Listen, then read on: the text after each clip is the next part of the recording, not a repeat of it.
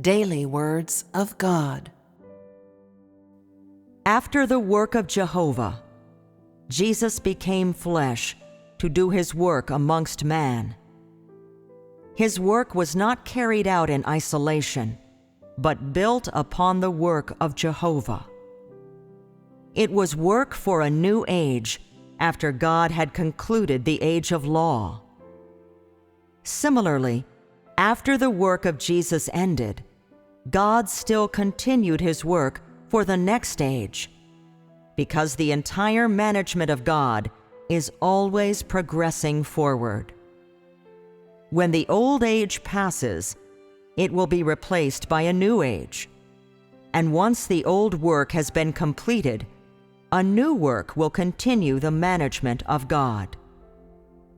This incarnation is God's second incarnation following the completion of Jesus' work.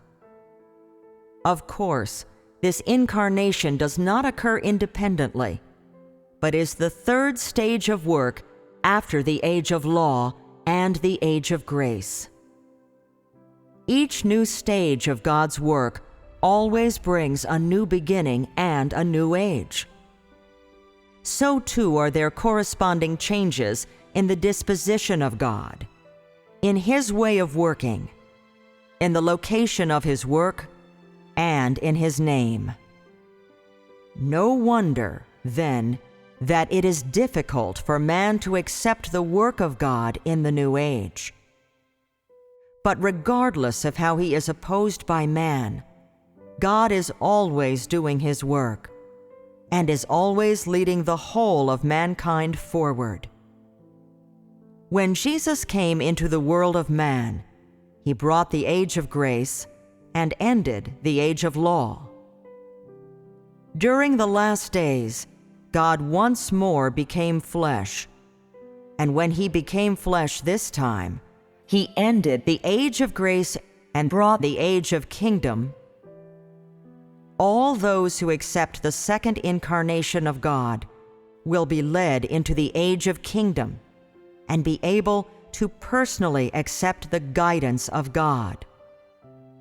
Though Jesus did much work among man, he only completed the redemption of all mankind and became man's sin offering, and did not rid man of all his corrupt disposition.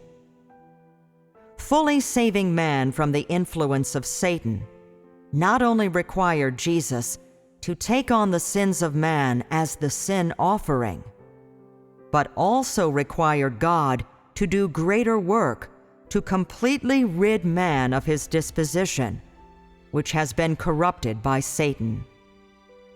And so, after man was forgiven his sins, God has returned to flesh to lead man into the new age, and begun the work of chastisement and judgment. And this work has brought man into a higher realm. All those who submit under his dominion shall enjoy higher truth and receive greater blessings. They shall truly live in the light, and shall gain the truth, the way, and the life.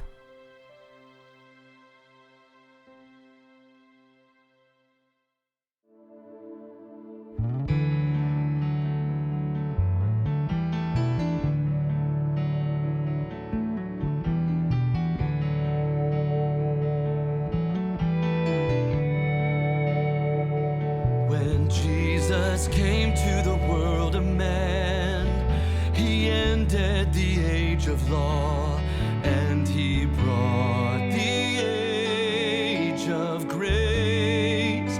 In the last days, God became flesh once more. He ended the age of grace, and he brought the age of kingdom. Those who accept the second incarnation of God will be led to the kingdom age and accept God's guidance. After man was forgiven his sins, God returned to flesh to